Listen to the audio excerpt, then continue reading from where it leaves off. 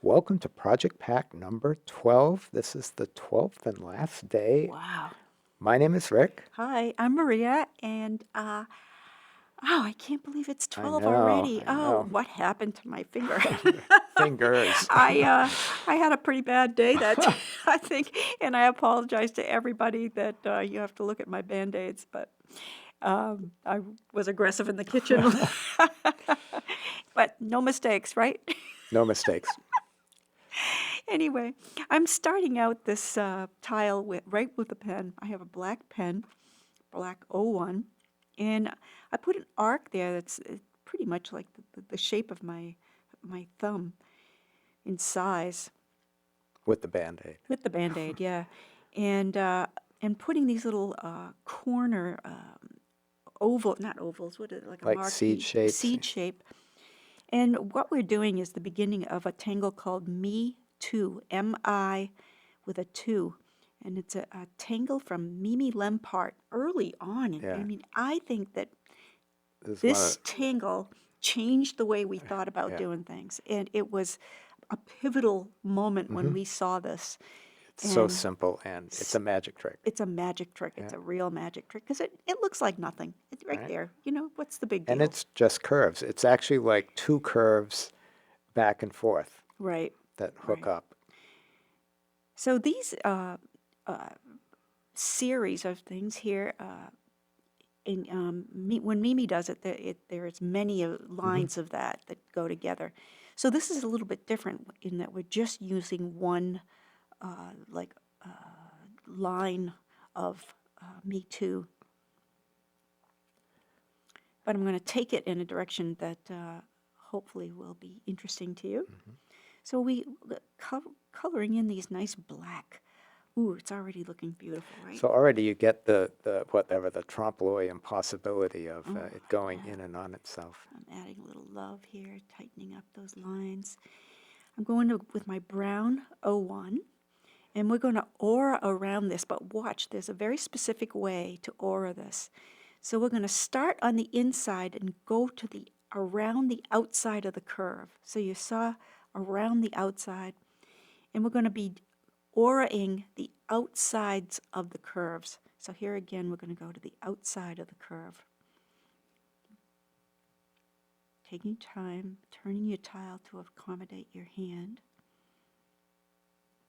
Right, so the ends go underneath, so to speak.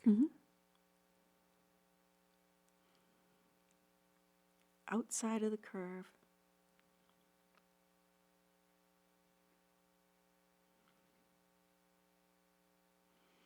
You can also turn your tile if you'd rather. Yeah, so this is like a puzzle. Do I turn my tile and then have it under my pen, Yeah, or have it this way and see what I'm so that you could auraing? see what I'm doing. And then with that last one, we're just going to loop around. There we go. Okay, it's already starting to look interesting. Right? Yes. So with the brown pen, I'm going to start where the brown line is. Okay, so there's two lines popping out there, and we're going to do like a muka frond here. So you start by elongating, that's the brown line there, see? We're going to start there, go up and around, create a muka. Take your time.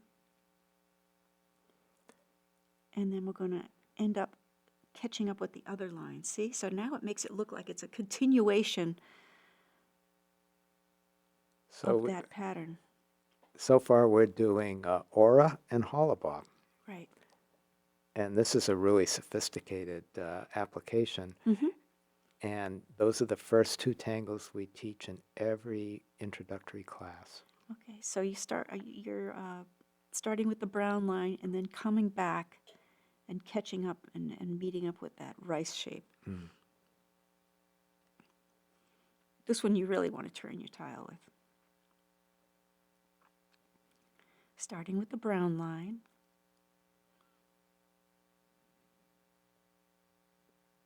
That's a crazy effect. I know. And just let it take you where it wants to go. those I'm fronds. kind of working with the curves that are there for the most part.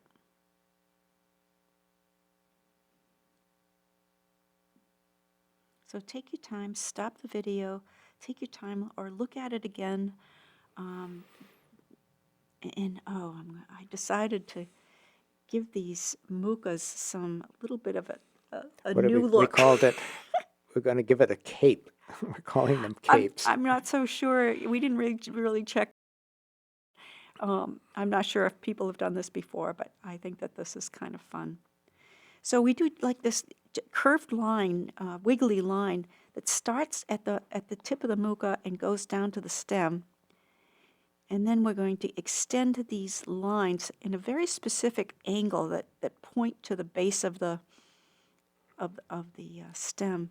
Like right where it comes out. And so it gives you this ruffly effect. So watch this again. Watch it 50 times before you do it. So watch it. It's a very, you just do the curves that fit there. And then match up the edges. The inside edges go to the stem, and then the outside edges just stop where it has to stop. Right. And always pointing toward the base, sort of.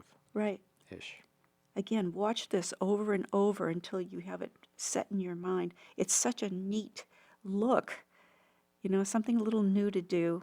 And you can squish them in there. Yeah, squish them. That's good. Right? So you can see my angle of my pen here. This is fun. So the inside ones go to the stem.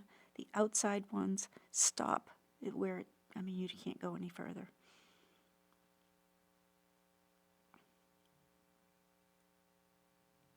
Oh, they look Right. like they're so excited to be out in the breeze. They have fancy dresses on or whatever. And so, as usual, rotate your tile so it's comfortable, and then just go around and do each one.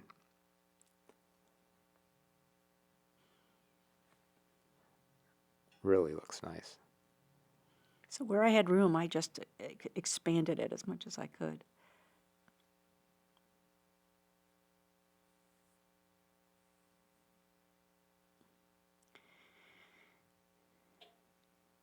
It's almost dragon-like too, right? Mm-hmm. Well, it has this real sense of motion and delicateness. I like it. Okay, so we have all our capes on our mukas. I don't know what we're going to call this, Right. but at some point we'll elaborate. Oh, I'm going to put another one in there just for fun's sake. And that's like when you look at your tile, it's like, this space needs something. So if it does, well, these grow anywhere.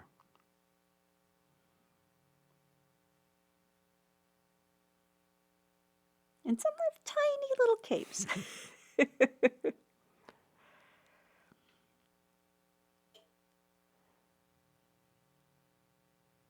And, just look at your tile, turn it this way and that, and wait until it's like speaks and says, okay, put one here. Me.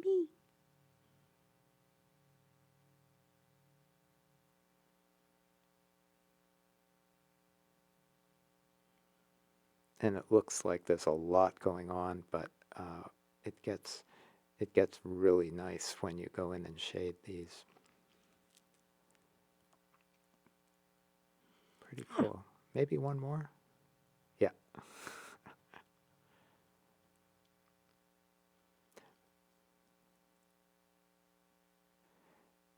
And I'm guessing you can play with this caping with lots of tangles. Yeah, absolutely, right? yeah. It's not just muka that gets the finery. So now I'm going to go back and do another aura. Remember that original aura? And this is still with my brown pen. Mm-hmm. And we're going to aura around that first one, back and forth, just like we did. But when we come to the muka fronds, we're going to just go behind them. Right.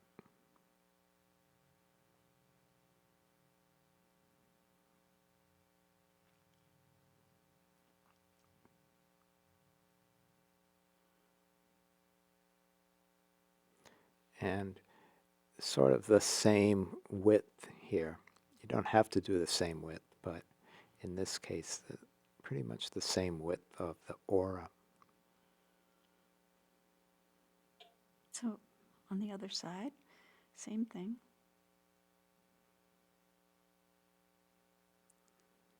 Sort of fun to find. Mm. Okay, where would it go, and over and under.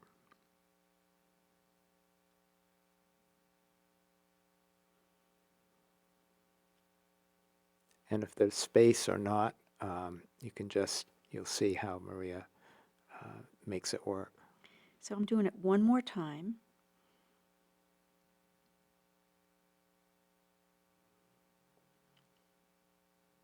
So see, she just goes under one if it came to the edge there. Mm-hmm.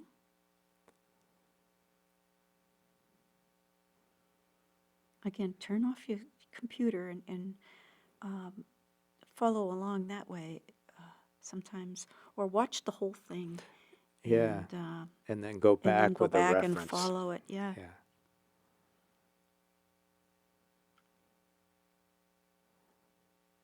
But this is, well, like any tangle, it's like it builds on itself, and it gets really, really, wow, how did you get there? But each step was really simple. It's getting there. Yeah. But wait. There's more. So with your brown chalk pencil, we're just going to color in the insides of those that cape, you know, where it touches the stem, the mucus stem, and leave those little other parts white or Unfilled. unfilled. Right.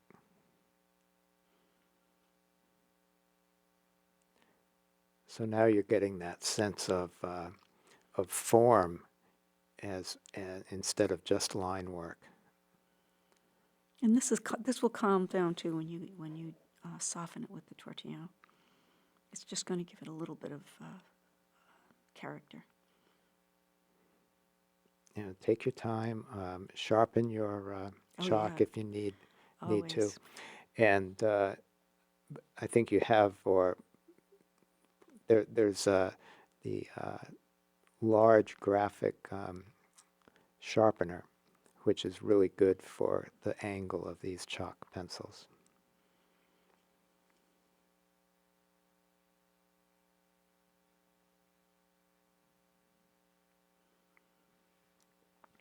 And in this case, Maria's holding it at a higher angle because really sort of like filling in those very precise shapes.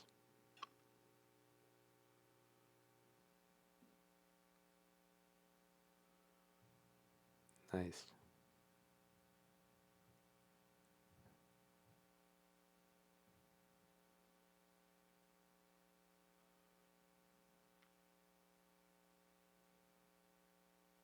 So you can see it lightens it up. It's not as Well, it takes out the individual pencil strokes, and it just becomes this really nice, smooth, right? right, and you can detail it in a little bit more. Right, push it out to the edge, and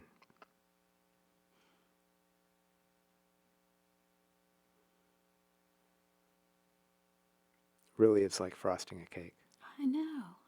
If I liked frosting on cakes. If you like yeah. frosting. I'm not a big sweet eater. Well, but it's like frosting is different than eating it, right? Right, It's right. Frosting it is fun. Frosting is the art part. Right. Right. So now I'm going to go into the structure, you know, that original structure around the black shapes, and give that a little bit of brown pen where it's coming off the muka. And it's like you're doing it on the part that's going under. Right.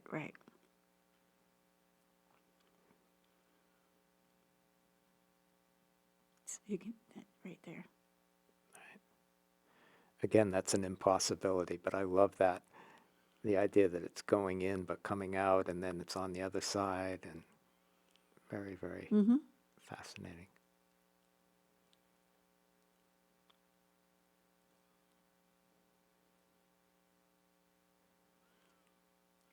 So we're going to be doing some really aggressive shading, probably more than you think is humanly possible. So with my pencil right now, the graphic pencil, I am going to add graphite between the two black shapes. You don't have to actually draw on the black, but I am going just about as dark as I can right there. And we're going to be, we're drawing shading between the two black on the inside of the curve. Right.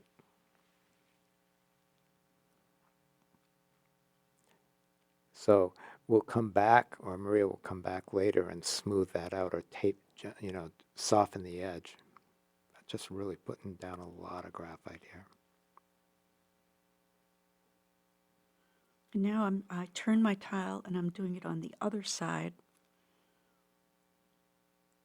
And it seems like it's too much, but wait till you soften this and you see this come to life like a Renaissance painting, really, if you right. think about it. It has that sort of look with the browns and the blacks and oh my God, look at that. Looks like it's gonna it's cut in half or It really is three-dimensional. mm-hmm. And this part of the process, think of the word invite. You're inviting the graphite to move on the paper instead of pushing it or forcing it. Isn't that nice? Mm.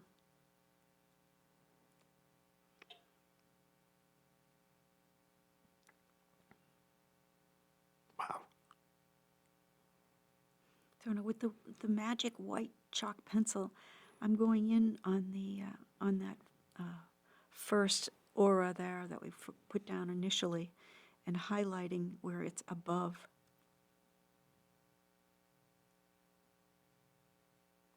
It's above the pencil, right? Mm. And it's right next to it, so it really increases the contrast.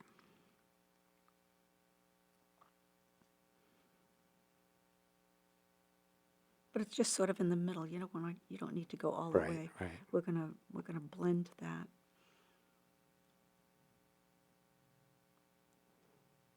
And again, it looks too severe at this point, but you have to learn what happens to it, Right, and that's a really good point in all of these processes, is to just keep working with the steps and avoid making value judgments as you're partway there. I know it's often, I'll see when I first painted my first wall. I had an apartment and painted the wall, and as it was part way dried, it looks like, oh, this is terrible. And then once it finished drying, it really looked good. So now I have my, I actually had a couple of white chalk pencils ready to go here. I sharpened them nice and sharp as I could, and we're going to color the whole background, all that tan, the background of behind the mucas. And their capes. I'm working in sort of a curlicue kind of thing and making it part of the texture. I don't want to cover it solid white. I want some of that tan Renaissance paper to come through, give it a texture, character. Right, like almost a rough stucco. Yep. So now I'm bringing some of that tan back so that you can see a stucco-y kind of look.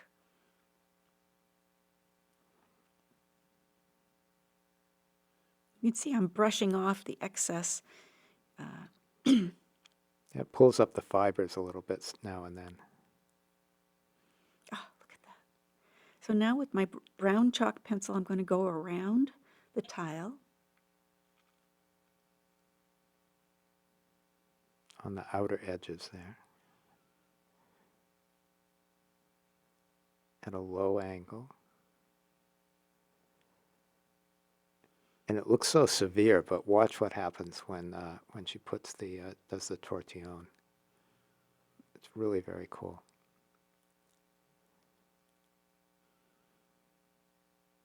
So again, in a kind of a curvy, circular motion, inviting it into the background a little bit. So now the chalks are mixing.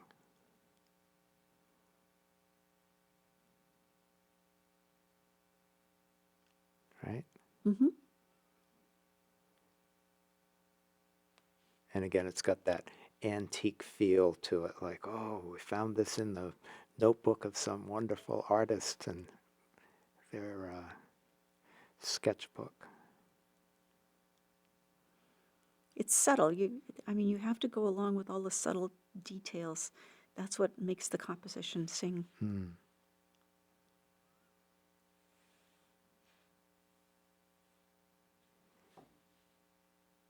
And like Maria said earlier, you can always go back in and add more chalk or graphite. Or take it away by Or just blending take it away, yeah. right? Sort of like a chalk version of restating the line.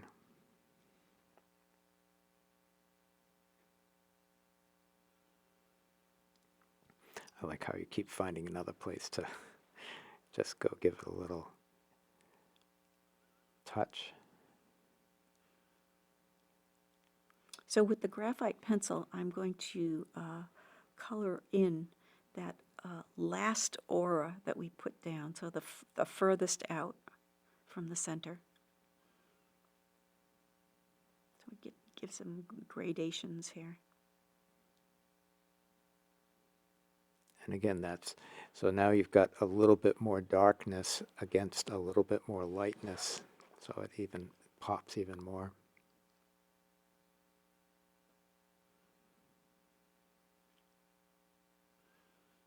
Go back with your tortillon, soften it up.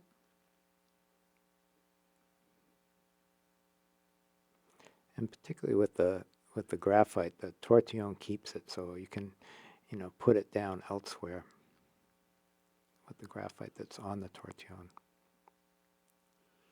So to me, this almost looked like it's carved into plaster, like in the different degrees of how deep it is. Okay, I'm going to go in and do some detailed drawing, like Rick talked about yesterday, on his wings. Right. And I like to do this. It's like my favorite part is just, adding the love at the end and just tidying up things that sort of get out of hand, or get a little unruly. Well, it sharpens the edge and increases the contrast. And you don't even know why. It's like it brings it into focus a bit, right? So I'm going to do this really simple tangle in the background. And I call it therefore because the 3 dots in mathematics it's a symbol for that in proofing, right? In proofs is therefore. So we're going to put these simple little dots all over the background. And it doesn't have to be perfect because I'm going to show you a trick after that. But it adds this old world look to it, doesn't it? Like in the back of a manuscript or something, because they would do things like that, just an all over background. Yeah, So once you get your little 3 dot therefores in there, then you go through and add single dots in where there's space where you think that it's off balance. So you can go in and just add a single dot here and there. Isn't that funny? You don't even realize it. But that's cool. Right? I used to do this all the time in my manuscript work. Yeah. And it creates its own little texture. Right. Fun. Isn't that pretty? It's very classic, right? Classical. Right. And this is my black pen. I'm just ordering, putting in a few little detailed pieces to add some dark on the end of those mukas. Like in the little bit of rounding there and that Right. where Just they a little curve bit. over. Neat. I love this piece. I did it, 6 times? I did Well- it one whole time and the camera was off. And then another time and it was out of focus. And Oh, so, gosh.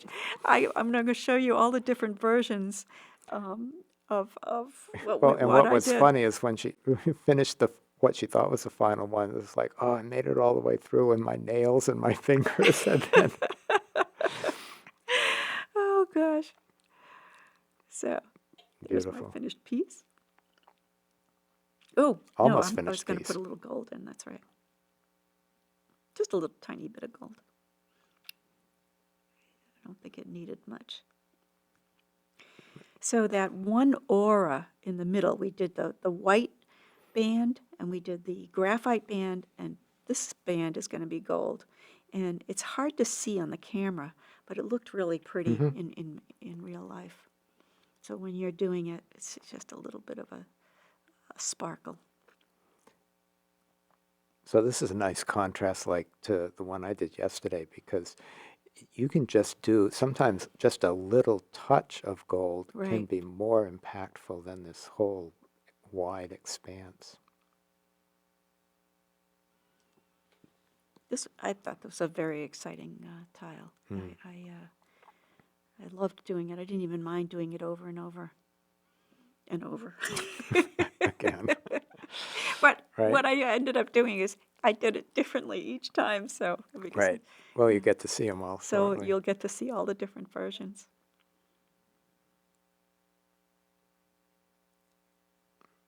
Fun. And of course the chop.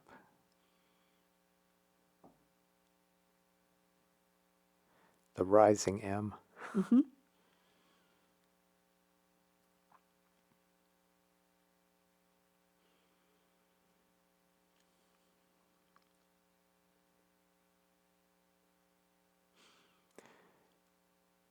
And then sign on the back. And sometimes when we teach tangles, we'll tell people what the names of them are. And we always encourage them to put it on the back of the tile instead of the front, because the front is almost, just reserved for patterns. So there's Me Too, Mimi Lempart, and there's Muka for Alphonse Muka, and then the Therefore, the three Therefore, dots. yeah. I put an E at the end. Is there an E on the end of Therefore? We'll have to look it up. I know.